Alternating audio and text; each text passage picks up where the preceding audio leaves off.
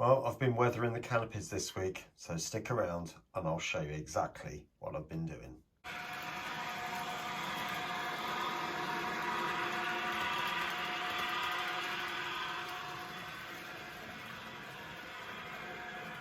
Well, good afternoon everyone and welcome back to Piccadilly. I can honestly now tell you, after many weeks of work on this, the structure of the canopy is now complete. So that means that all the glazing is across the front on each canopy. Trying to show you, so there's a bit of a shine there. I'll show you the back. So every canopy now has glazing across the whole thing. All the roof rails are now in.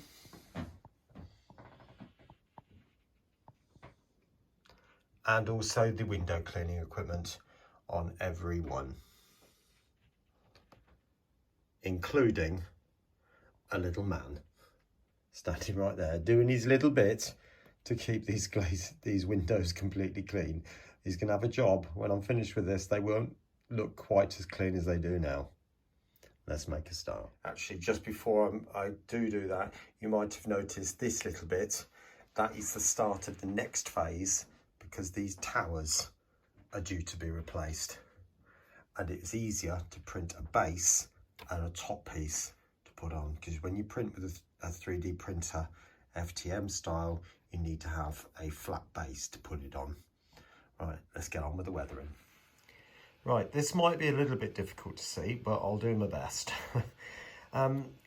Difficult in the sense that when I went up to Manchester to take a load of photographs of the station, it was raining. Quite unusual really, isn't it? Manchester, northwest. But anyway, I don't know whether you can make this out, but there's like a ridge of dirt which runs directly underneath the lip of this bottom window, okay, or bottom vent. So there is a line, and also every now and again there are drips coming down. Now I've only noticed that because I've looked at aerial photographs and they're a lot more clear. Now it is pretty bad down the sides and obviously in the dips where it is below these vents, but beyond that it's not so much. If I show you this picture, now this area here generally is a lot cleaner because there's only the little platform, so there's a tiny little bit of grime around the top of that, but not a lot. Most of the muck is under this bit. Why? Because all the rain comes from the top, runs off the actual apex of the roof, across the two vents and down again. Now for the actual vents themselves, when you look at the model, they are very, very shiny, and they were on the last one. But if I take it in a bit, you can clearly see it's quite grimy and maybe a little bit algae like. All right, so I'll show you what I'm going to do to attack that, so to speak. I'm not going to go overboard because I do want to be able to look through those top windows and be able to see the trains through, so I don't want to do too much. All right, let's get to the workbench. Right, before we get started, for those of you who've not seen my airbrush, I've got an Iwata Neo, and this one is the TRN1. You can probably make that out just there. And why is it different from the standard version? Well, it's got a trigger, so it does make it about £100 more than the standard version, but I absolutely love it. I tend not to get on too well with the little button variety that the majority of airbrushes are, but this one is just absolutely perfect for me. You know, it's never let me down, and you know, I like it. Anyway, let's make a start. Right, now I've got an airbrush holder clamped to the table just here, and the first thing I'm going to put in is some of that, which is an aqua colour, which is a bit like a thinners type of thing for acrylics. Lots of different brands are available. Tamiya do some good ones. Humber I think do some as well, but you might find other brands that you're loose to. Struggling a bit. It does have those you know, a medical type top where you put tablets to stop children from getting in. So I'm going to fill up probably about half with that. And then I'm going to use my normal weathering brown. Now the colour I'm going to use for the just spraying over the vents is this. Now there's very little in there, as you can see, but there's probably just about enough to do what I want. So I'm just going to put it in, just give it a bit of a slush round. Really is not very much. So I'm just putting it in just effectively just to, well, kind of wash the brush, so to speak.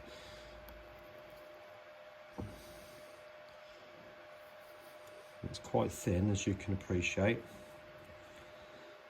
like so.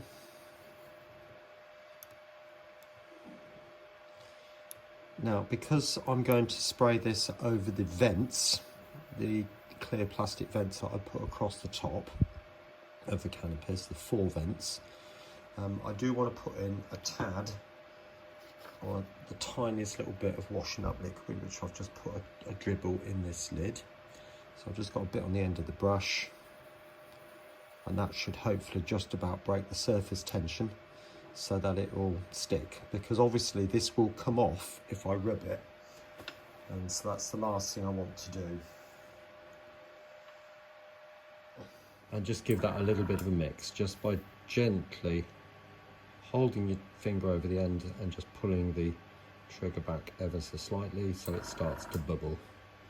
I'm doing it very gently. There you go. And that will just help mix up the paint. Okay, just a quick test. Yeah, that's fine. Right, so the first stage then, so now I've got my colour mixed up, is to just do a gentle spraying over. So I'm just going to go over the edges where that little railing is down here. Just the slightest misting, and then I'm misting over the section just below the vents. Just slightly back and forth, and again like that. Now I'm going to go over the vents, so you might see it dulling ever so slightly.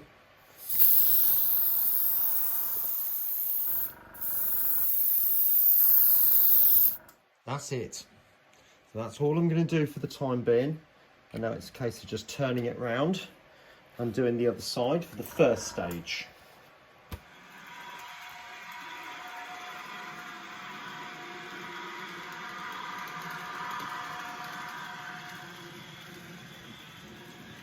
Now, surprisingly, I've used up quite a lot of that, which I didn't anticipate.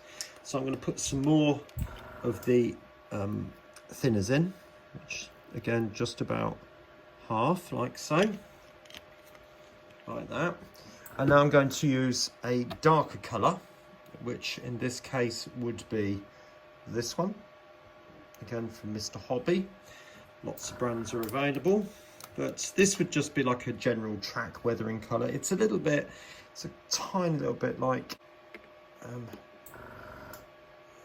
I've forgotten the name of it now, never mind. Well, you can see the colour, can't you? So I'm going to put a bit of that in there now. So put a bit on the end of the brush and in. So I've made this mask, which is just a piece of, or 2 pieces of A4 paper, or half a piece of A4 paper glued together, as you can see, and I've just literally just folded it over so I can then put it up underneath that bottom lip like that, and hopefully get it relatively straight. Now, holding it back as such, now I can just spray a slightly darker edge underneath there like that, and I'm going across twice, and then the odd streak up and down. And so I'm going to go a little bit heavier over these joints.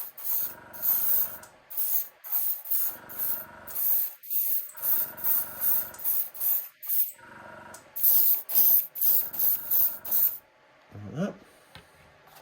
And then for the other side. Because like I said, it's generally this area between the over this section, which is a lot dirtier than anywhere else. Right, onto the other side. Right, next up, I've mixed up some of that. You can see that. Okay, so let's put a bit of that on. So I'm going back on with the mask again, because that's the first coat was just to line it up, so to speak, like a bit more movement. And now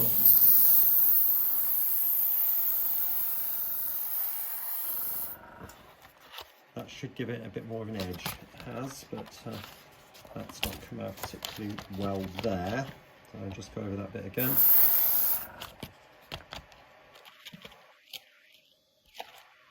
Going to run along this bottom edge, just move the light a bit, so this bottom edge here, just to darken that down a tad. I'm just going to open the brush up a bit for that.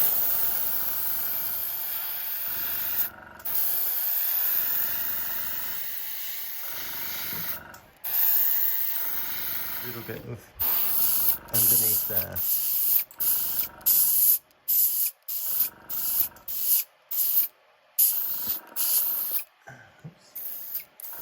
I think we're just close down a bit. That's better.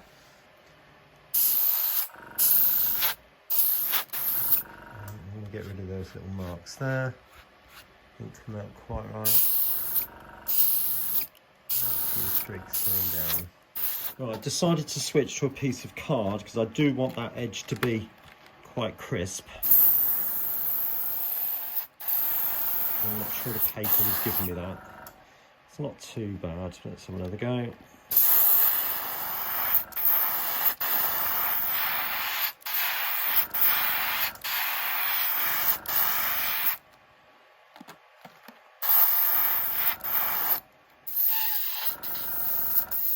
think we're blocking a bit, so I need to deal with it. Right, that's better. So I'm just literally just going to move along.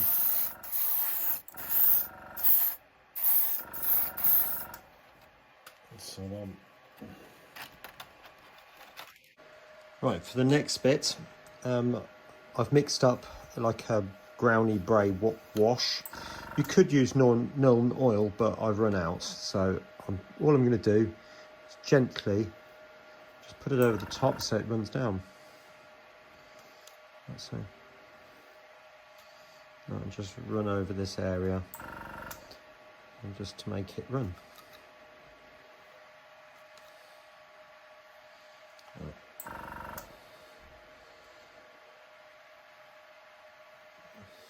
So I'm just using my spritzer bottle, like I did with the painting, just to get it to run a bit quicker. And then hopefully that will cause it won't leave a thick edge. I want a thin edge along the top, which I might have to go on and just put back in, to be honest. Just mop that off at the end. But I think that's certainly getting the effect I'm after. I don't know whether you can see, I'll bring you a bit closer. You can see the texture running down. Well, you may be able to. It is a bit difficult to see, but I'll show you at the end anyway. So right, we've got the little canopy in front of us here, as you can see. Now, you might be thinking, well, why haven't I done anything along this top ridge? Well, because looking on aerial pictures, that part seems to be the cleanest. So I'm not going to do anything up there. But this part does need some work. So I'm going to use the same sort of texture, if you like, and literally just brush over the top so it just runs off. And that will just leave it sitting in all the crooks and nooks and crevices. And again, a little bit over the top of there, just to sort of dull it down a tad, because it does look a bit on the bright side when you see it. Like that. And also 3 ridges in here, which Piccadilly is famous for, if you like. Well, I think it is anyway. I'll bring it out a bit.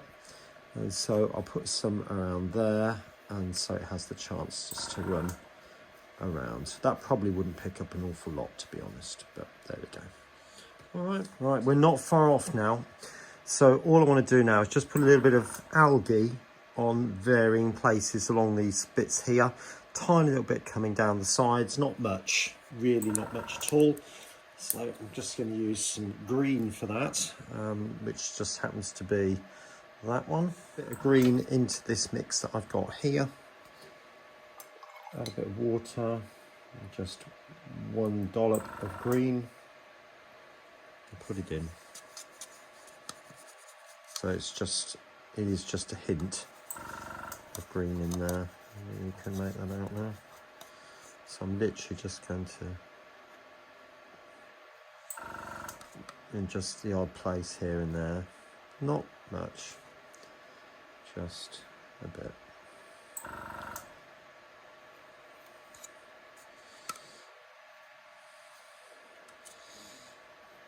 I think certainly in this case, less is most definitely more.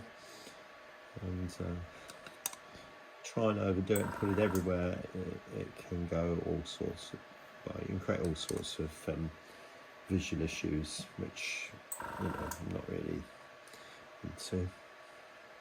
I think that will probably be okay for that. I'll just come in a bit closer and show you. So I've literally just daubed a little bit on the top,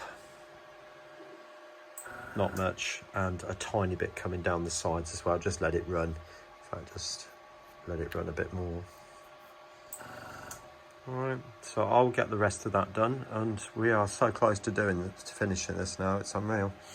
Okay, see you in a minute. So all the canopies are now complete. It's just a case of letting them dry, and I'll show you those at the end. Speak soon.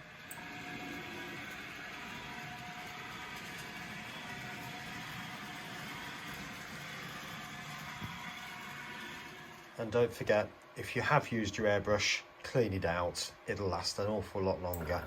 I strip mine right down and I use isopropyl alcohol. Right, and that's it, ready back in its box. Ready for the next time. So that's all nice and clean now. Now, thought I'd just show you the compressor, just in case you're interested in that. I bought it as a cheap package from China, and it came with this. I think buying it this way is very hit and miss. This was utter rubbish. I used it twice and it just wouldn't work properly. I replaced the needle, I replaced all sorts of bits on it, and it was just, well, it's just utter rubbish. And then when I got this one, the difference is just chalk and cheese. Absolute chalk and cheese. If you are going to buy an airbrush, I suggest buying a cheap compressor. They do come with another tank here, so you've got the round bit where the motor is, and there's another tank above it, so it looks like it's got two cylindery bits. I'd buy one of those. Found that out afterwards. Although, having said that, the only difference is that you're constantly hearing that refilling of the motor.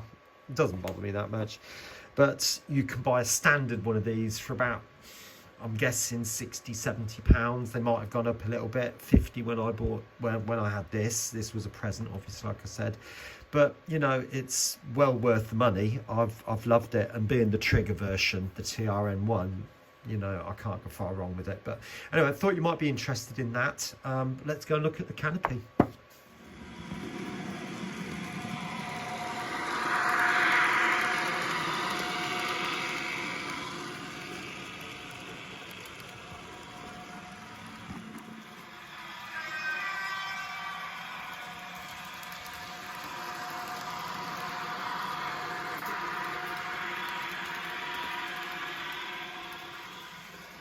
And there it is.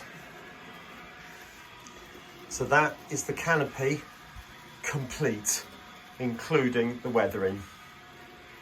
So you can see I've got the streaky look that I was after underneath the vents, the window vents on each one. Yeah, and if you look at the actual glass vents themselves, they're a lot more dull now. There was a high shine on them before. So they look an awful lot more, well, in my opinion, realistic. The idea was to put some grime on these, and if I look, bringing you close, you can see there would be like evidence of algae.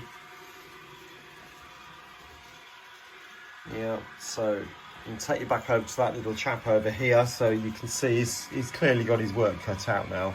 Actually, that bit's not too bad, is it? That bit's quite clean. Perhaps he's just done that bit. But you certainly get a flavour of what that's like now.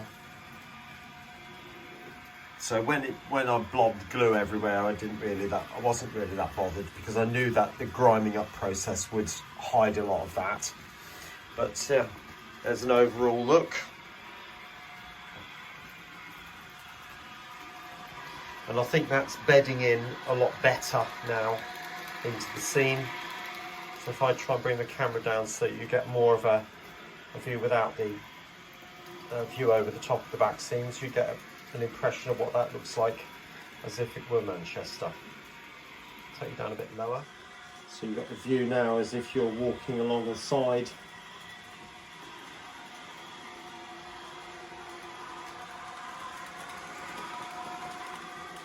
Just bring you back over the car park and raise you up a bit more. Yeah, so it's definitely getting there. I'll just show you a nighttime view now.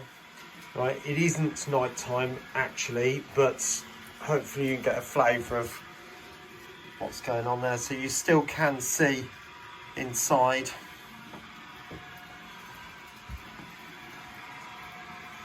You can make out different features inside there. See the red lights of the buffers and all sorts of stuff like that. Okay. But there it is. So the next stage then, as I said before, is to start looking, oops, let's bring that back up again, at these towers. So I'm replacing these towers. So there's one obviously there, and that one's fell over. And yes, there is a tower underneath there. So obviously I'm building the rest of it at the moment. So that will go in very shortly. It won't be a quick job printing each of those, but I'll try and get those done for next week. And then I think it's probably going to be a case of getting the railing along the back edge there, so it gives the impression that it's going over the edge. And then I might start doing the platform details along this platform 13 and 14. We'll see how we get on. All right, anyway, I'm going to leave the video there, so I hope you enjoyed it, and I'll see you again very soon here on Piccadilly. Take care of yourself. Bye for now.